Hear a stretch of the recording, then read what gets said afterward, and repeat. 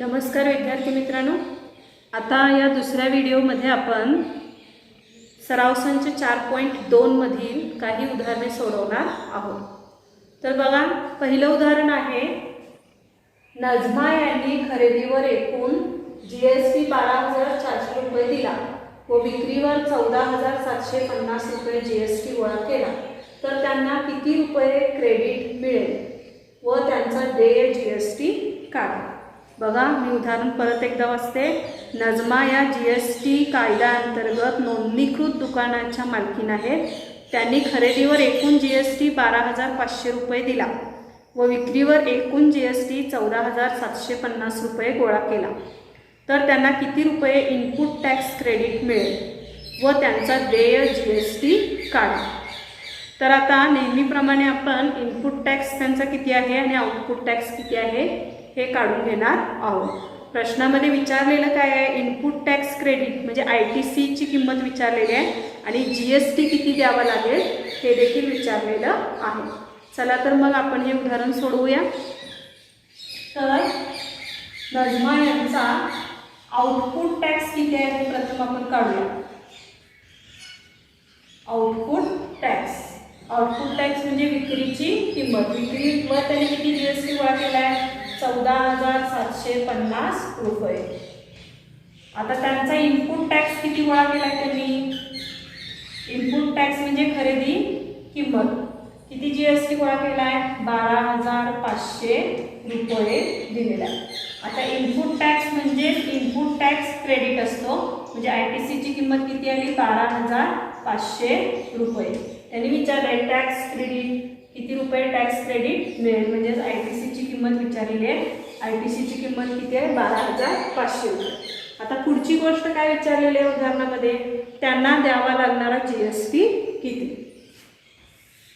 तर देय कर बरोबर आउटपुट टॅक्स वजा इनपुट टॅक्स। मग आउटपुट टॅक्स किती आहे त्यांचा? 14,750 रुपये आणि इनपुट टॅक्स किती आहे? 12,500 रुपये। ठीक आहे, तर आता ही वजाबाकी करून उत्तर किती येईल? 2,250 रुपये। 2,250 रुपये। तर नजमा यांना किती जीएसटी किंवा किती देयकर द्यावं लागेल? 2,250 रुपये। तर बघा विद्यार्थी मित्रांनो, हे उदाहरण पुन्हा एकदा बघूया। नजमा यांचा आउटपुट टॅक्स म्हणजे विक्री केलेली किंमत, विक्री करून किती जीएसटी मिळवला त्यांनी? 14,750 रुपये। त्यानंतर खरेदीच्या वेळी त्यांनी किती जीएसटी गोळा केला आहे? तो म्हणजे इनपुट टॅक्स 12,500 रुपये। उदाहरणामध्ये टॅक्स क्रेडिट किती मिळेल हे विचारलेलं आहे। टॅक्स क्रेडिट म्हणजेच इनपुट टॅक्स। ITCची किंमत किती आली? 12,500 रुपये। तसंच उदाहरणामध्ये त्यांनी दुसरी गोष्ट काय विचारलेली आहे, तर नजमा यांना किती जीएसटी किंवा किती कर भरावा लागेल, म्हणजे देय कर बरोबर आउटपुट टॅक्स वजा इनपुट टॅक्स। आउटपुट टॅक्स किती आहे? 14,750 रुपये आणि इनपुट टॅक्स किती आहे? 12,500 रुपये। तर एकूण त्यांना 2,250 रुपये जीएसटी भरावा लागेल। पुढचं उदाहरण आहे, अमीर एंटरप्राइजेसने चॉकलेट आणि सॉसच्या बाटल्या खरेदी करताना 3,800 रुपये जीएसटी भरला आणि अकबरी ब्रदर्सला विकताना 41 रुपये जीएसटी गोळा केला। मयंक फूड कॉर्नरने अकबरी ब्रदर्सकडून त्या बाटल्या 4500 रुपयाला जीएसटी देऊन विकत घेतला, तर प्रत्येक व्यवहारात देय जीएसटी काढा। त्यावरून प्रत्येकाला भरावा लागणारा केंद्राचा देय कर व राज्याचा देय कर काढा। आता बघा, एकूण या पूर्ण उदाहरणामध्ये किती वेळा व्यवहार झालेला आहे? 2 वेळा व्यवहार झालेला आहे चॉकलेट आणि सॉसच्या बाटल्यांचं। जसं की अमीर एंटरप्राइजेसने अकबरी ब्रदर्सला ते विकलेलं आहे आणि अकबरी ब्रदर्सने त्या चॉकलेट आणि सॉसच्या बाटल्या मयंक फूड्सला विकलेल्या आहेत, म्हणजे 2 वेळा काय झालेले आहेत? व्यवहार झालेले आहेत। मग 2 वेळा व्यवहार झाल्यानंतर दोन्ही वेळच्या व्यवहारामधला जीएसटी शिवाय CGST आणि SGST काढायला सांगितलेला आहे। तर सुरुवातीला आपण पहिला जो व्यवहार झालेला आहे, अमीर एंटरप्राइजेसकडून अकबरी ब्रदर्सना जो व्यवहार झालेला आहे त्याचा इनपुट आणि आउटपुट काय करून घेऊया? टॅक्स काढून घेऊया। तर आता आमिर एंटरप्राइजेस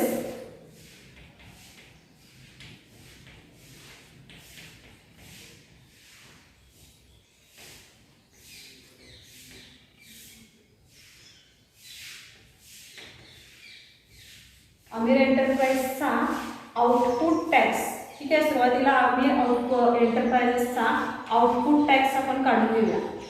आउटपुट टॅक्स म्हणजे काय, विकलेली किंमत. तर आमिर एंटरप्राइजेसने चॉकलेट आणि सॉसच्या बाटल्या खरेदी करताना कितीला केलेला आहे, म्हणजे GST 3800 रुपये भरलेला आहे आणि अकबरी ब्रदर्सला विकताना तो 4100 रुपयाला विकलेला आहे. म्हणजे आमिर एंटरप्राइजेसचा आउटपुट टॅक्स किती आला, 4100 रुपये. तर आमिर एंटरप्राइजेसचा इनपुट टॅक्स किती आहे, म्हणजे खरेदी करताना त्यांनी तो किती रुपयाला GST देऊन खरेदी केलेला आहे, तर 3800 रुपये. 3800 रुपये. म्हणजेच आमिर एंटरप्राइजेसकडून अकबरी ब्रदर्सना व्यवहार होत असताना आमिर एंटरप्राइजेसचा आउटपुट टॅक्स होता 4100 रुपये. म्हणजे 4100 रुपयाला त्यांनी ते चॉकलेट आणि सॉसच्या बाटल्या अकबरी ब्रदर्सना विकलेल्या आहे. आणि इनपुट टॅक्स आमिर एंटरप्राइजेसने त्या सॉसच्या बाटल्या किती रुपयाला विकत घेतलेल्या, 3800 रुपयाला. आता इनपुट टॅक्स म्हणजेच आपला काय आहे, ITC 3800 रुपये. ठीक आहे. आता देय कर किती आहे असेल, मग यांचा देय कर बरोबर काय, आउटपुट टॅक्स वजा ITC. आता आउटपुट टॅक्स किती आहे, 4100 रुपये वजा ITC किती आहे, 3800 रुपये. तर हे वजाबाकी किती येईल, 300 रुपये. म्हणजेच आमिर एंटरप्राइजेसला किती GST द्यावं लागेल, 300 रुपये GST द्यावी लागेल. ठीक आहे. मग त्यांचा CGST आणि SGSTची किंमत काय असेल, तर CGST बरोबर GST भागिले 2. GST म्हणजे देय कर 300 भागिले 2 जर केला तर हे उत्तर येईल 150 रुपये. म्हणजे आमिर एंटरप्राइजेसचा CGST बरोबर SGST किती असणार आहे, 150 रुपये. बघा, आमिर एंटरप्राइजेसकडून अकबरी ब्रदर्सना जे व्यवहार झालेले आहेत त्याच्यामध्ये देय कर किती आला, 300 रुपये.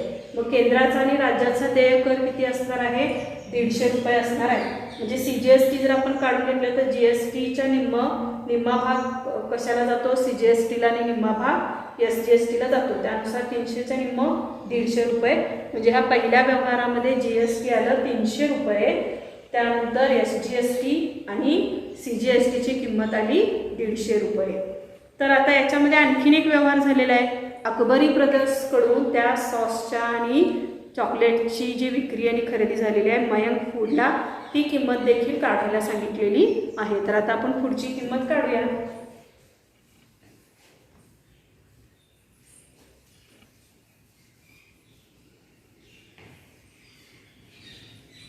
तर आता दुसरा व्यवहार जो झालेला आहे तो अकबरी ब्रदर्स आणि मयंक फूड्स यांच्यामध्ये झालेला आहे.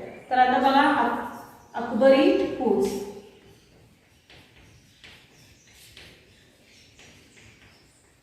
आता अकबरी फूड्सचा आउटपुट टॅक्स किती आहे, अकबरी ब्रदर्सने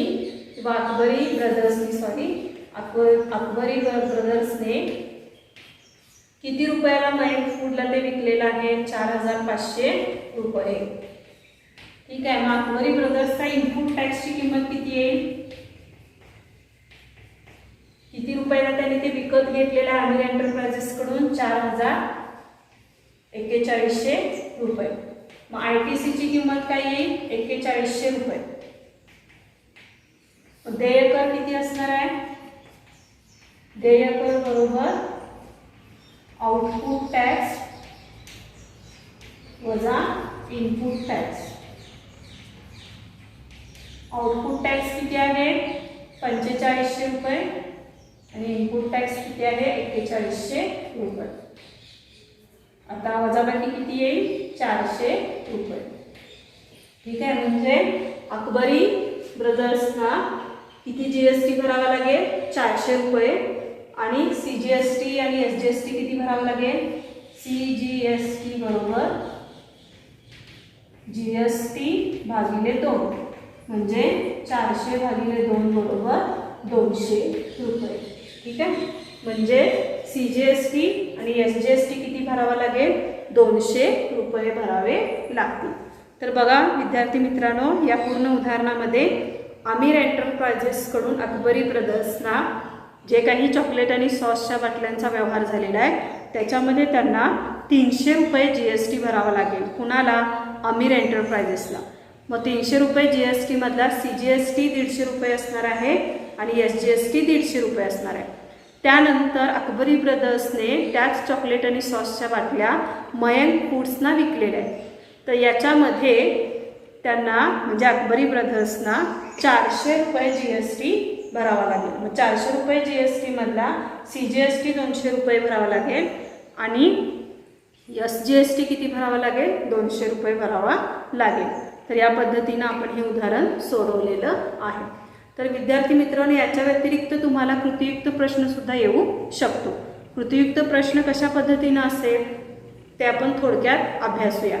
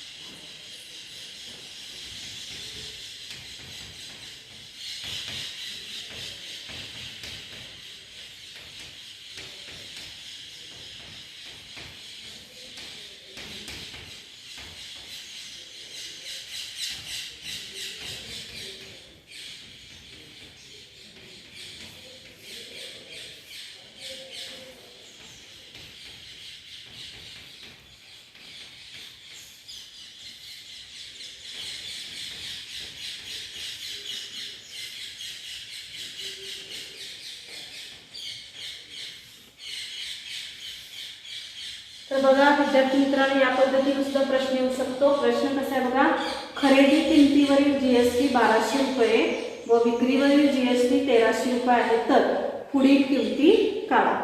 आता या पूर्ण व्यवहारामधला आउटपुट टॅक्स किती असणार आहे? 1300 रुपये, म्हणजेच ती विक्रीवरील GST असणार आहे. इनपुट टॅक्स म्हणजे खरेदीवरील GST किती आहे? 1200 रुपये. ITC म्हणजेच काय? इनपुट टॅक्स क्रेडिट, म्हणजे इनपुट टॅक्सचीच किंमत येणार 1200 रुपये. त्यानंतर GST किती भरावा लागेल असं म्हटलेलं आहे. GST म्हणजेच काय करतो आपण की आउटपुट टॅक्स. आता इथं सोडवावं लागेल आपल्याला. आउटपुट टॅक्स वजा ITC. मग आउटपुट टॅक्स किती आहे? 1300 वजा ITC किती आहे? 1200. म्हणजे ही किंमत किती येईल? 100 रुपये. म्हणजे GST किती भरावा लागेल? 100 रुपये. तर या पद्धतीनं तुम्हाला कृतीयुक्त प्रश्नसुद्धा येऊ शकतो. आता आपण आणखीन काही उदाहरणांचा अभ्यास करूया. पुढचं उदाहरण आहे, चंदीगड हे संघराज्य आहे. येथील मलिक गॅस एजन्सीने काही गॅस टाक्या 24,500 रुपयांना खरेदी केल्या व तेथील ग्राहकांना 26,500 रुपयांना विकल्या. या व्यवहारात 5% दराने देय असलेला एकूण GST काढा व त्यावरून केंद्राचा देय कर म्हणजे CGST व संघराज्याचा देय कर UTGST काढा. आता बघा याच्यामध्ये आणखीन एक नवीन शब्द वापरलेला आहे, UTGST. आता चंदीगड हे संघराज्य आहे. संघराज्य असेल तर तिथं यस हा शब्द न लावता UT हा शब्द जोडला जातो. म्हणजे SGSTच्या ऐवजी काय जोडला जातो? UTGST हा शब्द जोडला जातो. तर बघा विद्यार्थी मित्रांनो, तर याच्यामध्ये हे उदाहरण आपण प्रथम समजावून घेऊया की बघा मलिक गॅस एजन्सीने काय केलं आहे? गॅस टाक्या 24,500 रुपयाला खरेदी केलेला आहे. म्हणजे त्यांचा इनपुट टॅक्स किती असणार आहे? 24,500. आणि ग्राहकाला कितीला विकलेला आहे? 26,500. म्हणजे आउटपुट टॅक्स किती असणार आहे? 26,500 रुपये. आता ह्या दोन्ही व्यवहारावरती GST किती आकारला जाणार आहे? 5% GST आकारला जाणार आहे. आणि काय काढायचं आहे आपल्याला? तर एकूण GST काढायचं आहे आणि CGST आणि UTGST काढायचा आहे. तर आपण सोडवूया. तर सोडवत असताना मलिक गॅस एजन्सीने 24,500 रुपयाला काही गॅस खरेदी केले. म्हणजे इनपुट टॅक्स किती आहे? इथं इनपुट टॅक्सची किंमत किती आहे? 24,500 रुपये ला खरेदी केलेली आहे. इनपुट टॅक्सची खरेदी आहे. आता याच्यावरती GST किती आहे? 5%. म्हणजे 24,500 वरती किती टक्के GST आहे? 500 म्हणजे 500. आता हे आपण सोडून घेऊया. प्रथम 100 24,500ला भागलं, राहिलं 245 गुणिले 5. गुणाकार करून घेऊया. 1,225 रुपये हा कशावरचा GST असणार आहे? इनपुट टॅक्सवरचा GST असणार आहे. म्हणजे इनपुट टॅक्स म्हणजे ही काय झाली? इनपुट टॅक्स क्रेडिटची किंमत किती झाली? 1,225 रुपये. 1,225 रुपये.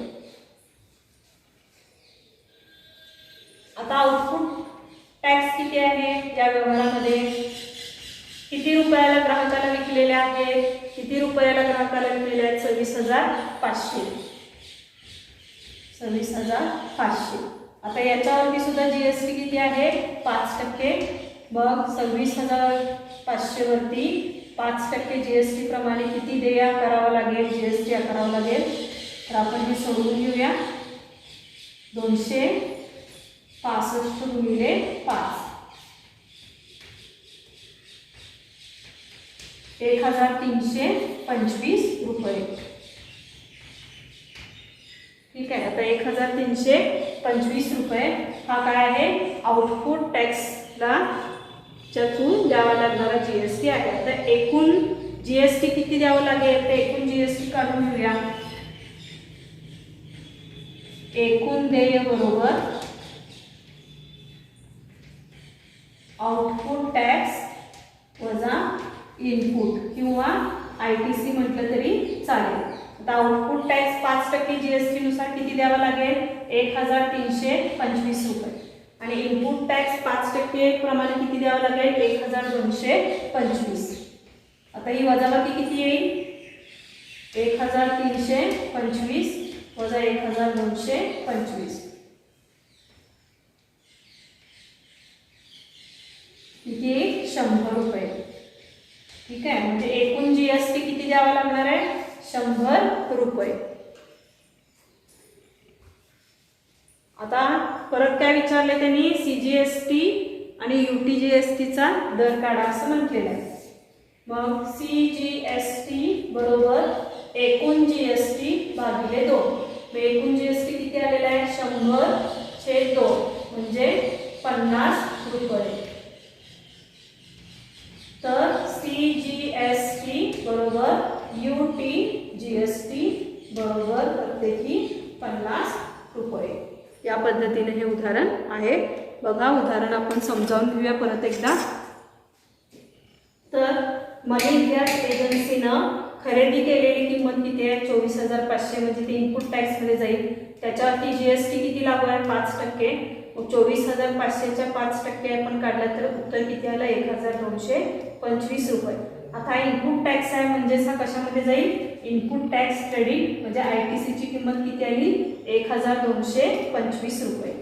आता विकलेली कितीला आहे ग्राहकाला? 26,500 रुपयाला. म्हणजे तो आउटपुट टॅक्समध्ये जाईल. 26,500 वरती GST आहे 5%. त्यानुसार आपण काढून घेतलं. उत्तर आलं 1,325 रुपये. आता एकूण देय म्हणजे एकूण GST काढायचं आहे. सूत्र आपल्याला माहिती आहे आउटपुट टॅक्स वजा ITC. आउटपुट टॅक्स किती आलेला आहे? 1,325 रुपये. आणि इनपुट टॅक्स क्रेडिट आपण इथं काढून घेतलेलं आहे 1,225 रुपये. ही वजाबाकी किती आली? 100 रुपये. आता हे एकूण GST आहे.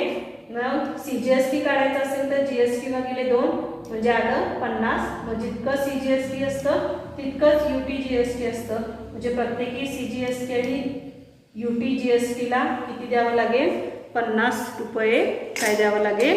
GST द्यावं लागेल. पुढचं उदाहरण आहे, मे ब्युटी प्रोडक्ट्सने 6,000 रुपयांवर 18% दराने GST देऊन सौंदर्य प्रसाधनांची खरेदी केली आणि एकाच ग्राहकास ती सर्व 10,000 रुपयांना विकली. तर या व्यवहारासाठी मे ब्युटी प्रोडक्ट्सने तयार केलेला करविजकार केंद्राची व राज्याची देय असणारी वस्तू सेवा कराची किंमत काढा असं सांगितलेलं आहे. म्हणजे GST आणि GST काढावं लागेल, CGST आणि SGST हे तिन्ही काढावे लागतील. साधारणतः हे उदाहरण या आधीच्या उदाहरणाप्रमाणेच सोडवायचं आहे. तर आता बघा, मे ब्युटी प्रोडक्ट्सचा इनपुट टॅक्सवरती 18% दर, इनपुट टॅक्स काढूया 18% दर. मग इनपुट टॅक्स किती आहे त्यांचा? इनपुट टॅक्स किती आहे? 6,000 रुपये. मग 6,000 रुपयावरती किती काढायचं आहे? 18% दराने GST काढायचा आहे. मग 6,000 गुणिले 18/100. इथे आपण भागाकार केला 60 गुणिले 18.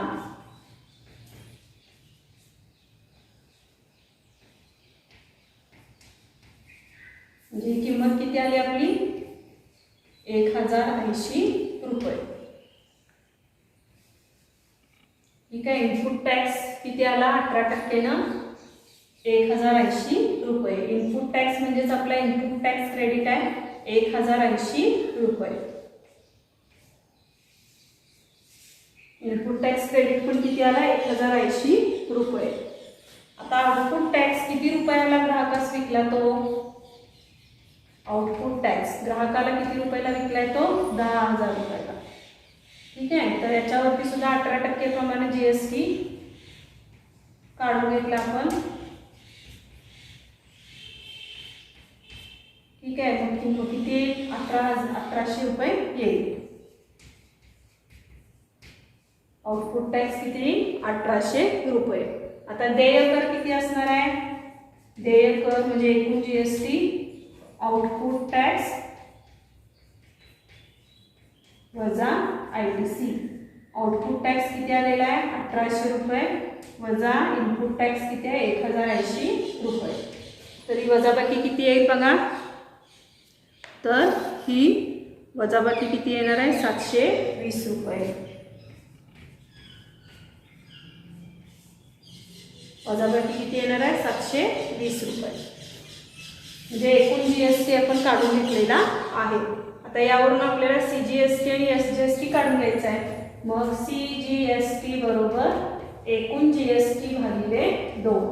एकूण GST किती निघाले? 720 भागिले 2. तर CGSTची किंमत किती येईल? 32 6 12. तर CGSTची किंमत किती येईल? 360 रुपये. मग आपल्याला माहित आहे CGST बरोबर SGST किंमत समान असते 360 रुपये. 360 रुपये. बघा, उदाहरण आपण पुन्हा समजावून घेऊया. मे ब्युटी प्रोडक्ट्सने 6,000 रुपयाला एक सौंदर्य प्रसाधनाची खरेदी केली आणि त्यावेळी GST किती होता? 18%. मग 6,000 रुपयांवरती 18% प्रमाणे किती GST द्यावा लागेल? यासाठी आपण 6,000 गुणिले 18/100 शून्य गेल्या 60 गुणिले 18 उत्तर किती आलं? 1,080 रुपये. म्हणजे इनपुट टॅक्स 6,000 वरती 18% प्रमाणे किती आला? 1,080 रुपये. मग इनपुट टॅक्स म्हणजेच आपला इनपुट टॅक्स क्रेडिट असतो. ही किंमत किती आली? 1,080 रुपये. त्यानंतर आउटपुट टॅक्स, त्यांनी ग्राहकांना ती वस्तू किती रुपयाला विकले? 10,000 रुपयाला. 10,000 किमतीवरती 18% प्रमाणे किती टॅक्स होईल? तर 1800 रुपये. म्हणजे 10,000 गुणिले 18/100. इथं 100 आपण 10,000ला भागलं, राहिलं 100 आणि 18. 100 गुणिले 18 उत्तराला 1800 रुपये. मग आता एकूण GST किती द्यावं लागेल? देय कर बरोबर आउटपुट टॅक्स वजा ITC. मग आउटपुट टॅक्स किती आलेला आहे आपला? 1800 आणि ITC किती आहे? 1,080. तर हा वजाबाकी किती आली? 720 रुपये. आता एकूण GST काढला आपण 720 रुपये. यावरून CGST काढायचा. CGST काढला, CGST बरोबर GST भागिले 2. म्हणजे 720 भागिले 2.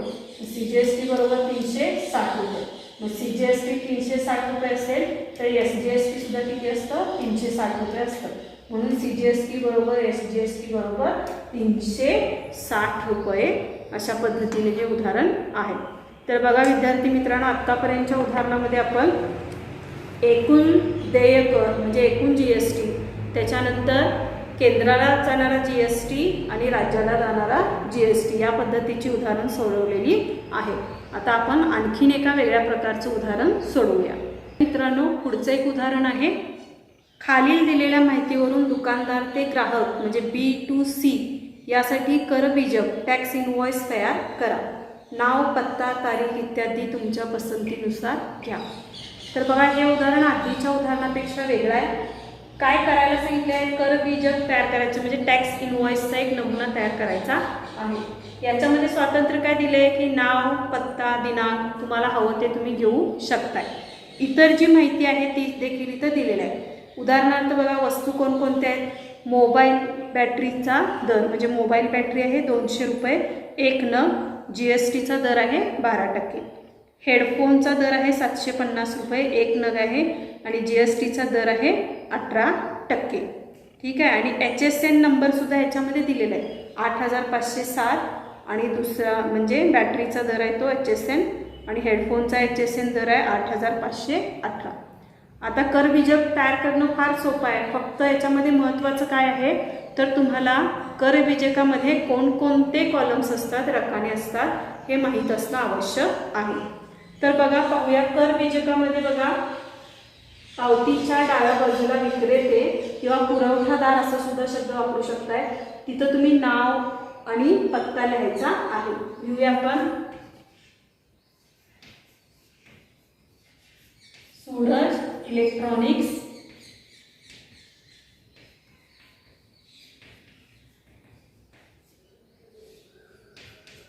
आणि पत्ता XYZ रोड पुणे.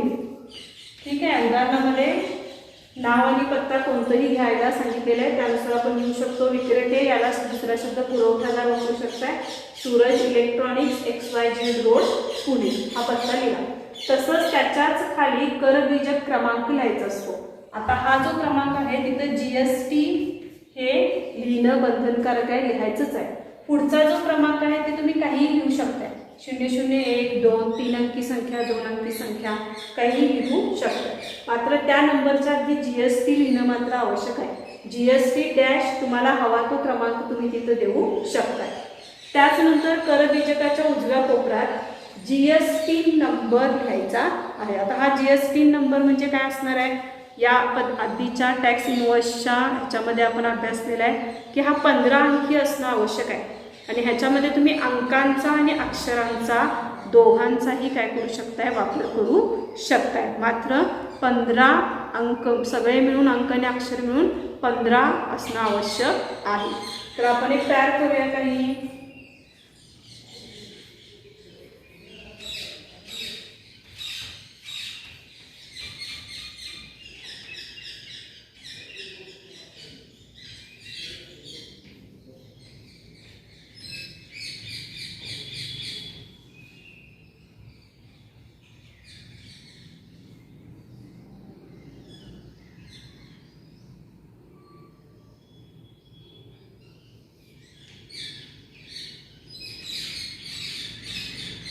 ठीक आहे. मी एक GST नंबर केला आहे ज्याच्यामध्ये दुकानाचंच नाव घेतलेलं आहे. सूरज एंटरप्राइजेसमधलं सूरज हे अक्षर घेतलेलं आहे. 1, 2, 3, 4, 5, 6 असं अंक लिहिलेला आहे. म्हणजे हे दोन्ही मिळून GST नंबर तयार केलेला आहे. मात्र अंक आणि अक्षर मिळून 15च व्हायला पाहिजे, 15पेक्षा जास्त व्हायला नको.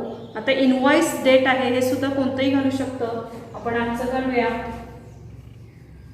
24 मे 2021. ठीक आहे. इथंपर्यंतचा भाग कळाला का? बघा, सुरुवातीला उजव्या कोपऱ्यात विक्रेते किंवा पुरवठादार त्यांचं नाव आणि पत्ता मी लिहिलेला आहे Suraj electronics XYZ road Pune. त्याच्याच बरोबर खाली करबीजक क्रमांक लिहायचा आहे. हा क्रमांक तुम्ही कोणताही लिहू शकताय, मात्र त्याच्या आधी GST असं लिहिणं अपेक्षित आहे, लिहायचंच आहे. त्यानंतर त्याच टॅक्स इनवॉइसच्या उजव्या बाजूला GST नंबर तयार करायचा आहे. आता हा नंबर सगळे मिळून अंक आणि अक्षर मिळून 15 अंक असणं आवश्यक आहे. याच्यामध्ये तुम्ही अंक आणि अक्षर दोघांचा वापर करू शकताय. GST नंबर करबीजकाच्या उजव्या बाजूला लिहायचं. त्याच्याच खाली करबीजक दिनांक टॅक्स इनवॉइस डेट लिहायचा आहे. तो डेट तुम्हाला जर प्रश्नामध्ये दिलेला असेल तर 30 तारीख लिहायचा आहे, दिलेला नसेल तर तुम्ही हवी ती तारीख लिहू शकता. त्यानंतर आता पुढचा महत्त्वाचा भाग येतो त्याचे रकाने. रकाने सर्वात महत्त्वाचा आहे. टॅक्स इनवॉइस किंवा करबीजकामधला पहिला रकाना असणार आहे तो अनुक्रमांकांचा. दुसरा येतो तो HSN कोड. त्यानंतर वस्तूचे नाव, कोणकोणत्या वस्तू घेतलेल्या आहेत, त्याची किंमत, किती घेतलेले आहे, 1 घेतलेली आहे, 2 घेतलेली आहे. त्यानंतर टॅक्सेबल व्हॅल्यू किंवा किंमत किती आहे. त्यानंतर CGST, SGST आणि टोटल किंमत काढायची असते. आता सोडवूया आपण अनुक्रमांक 1. ठीक आहे.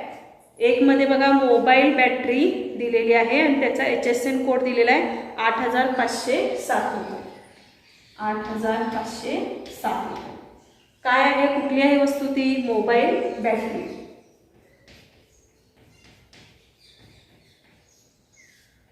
मोबाईल बॅटरी त्याची किंमत दिलेली आहे. उदाहरणामध्ये मोबाईल बॅटरीचा दर आहे, किंमत आहे 200 रुपये. किती घेतलेली आहे मोबाईल बॅटरी, 1 घेतलेली आहे. आता टॅक्सेबल व्हॅल्यू म्हणजेच काय, 200 रुपयावरती आता GST आकारावा लागणार आहे. म्हणून जी किंमत असेल तीच किंमत टॅक्सेबल व्हॅल्यू मध्ये येणार आहे. त्यानंतर आता बघा CGST.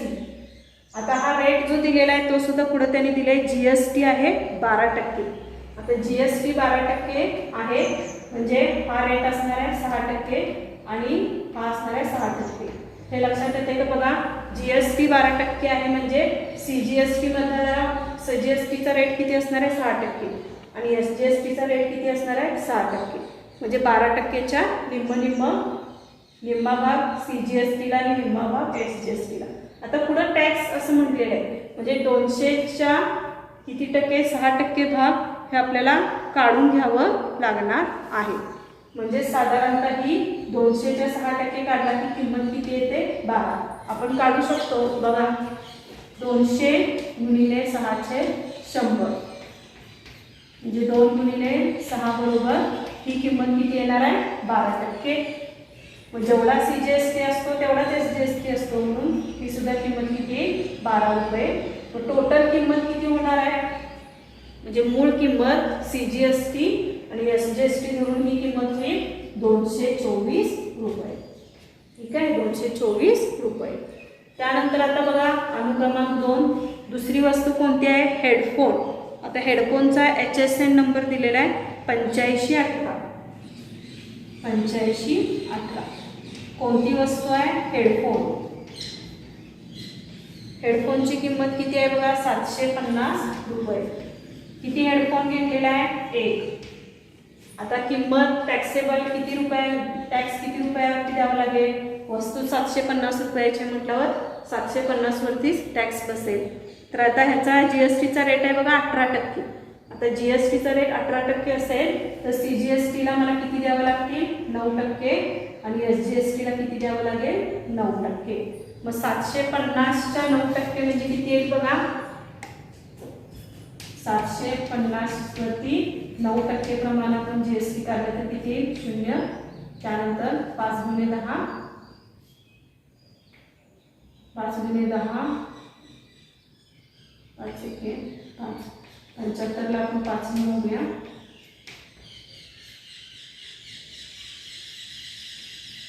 किती आलं 17. ठीक आहे, साधारणतः ही किंमत येणार आहे 67.50.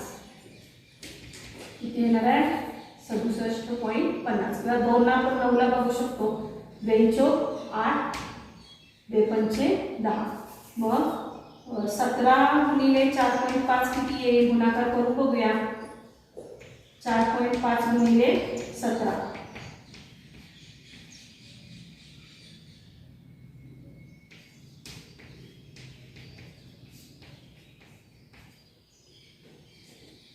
किती आलं 765. दशांश चिन्ह द्यावं लागेल. म्हणजे साधारणतः किंमत किती आली आपली, तर 67.50. ठीक आहे, 67.50.